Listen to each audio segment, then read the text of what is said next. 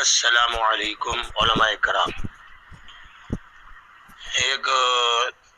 بھائی ہے، اس کا بیٹا ہے امیر معاویہ نام کا، تو وہ پہلے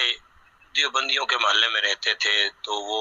امیر معاویہ کو اہل حدیث حضرات ہوں یا دیوبند والے حضرات ہوں وہ بہت زیادہ عزت دیتے ہیں، لیکن یہ اہل سنت سے ہے، ادھر جو رہا نام بھی بچے کا امیر معاویہ رکھ دیا، تو اب وہ اہل سنت کے ہاں وہ بچہ پڑھ رہا ہے، تو وہ بچہ بہت پریشان ہے، اس کا والد بھی پریشان ہے کہ اہل سنت کے جو لوگ ہیں نا وہ تقریباً امیر معاویہ کا نام لیتے ہی نہیں ہیں، اگر لیتے ہیں تو چڑھتے ہیں، باقی اہل تشیعوں کا تھوڑا سا ادھر تھوڑا سا راج ہے، وہ بھی کبھی بات تنزیہ طور کرتے ہیں کہ یزید کا باپ ہے یا فلاں ہے،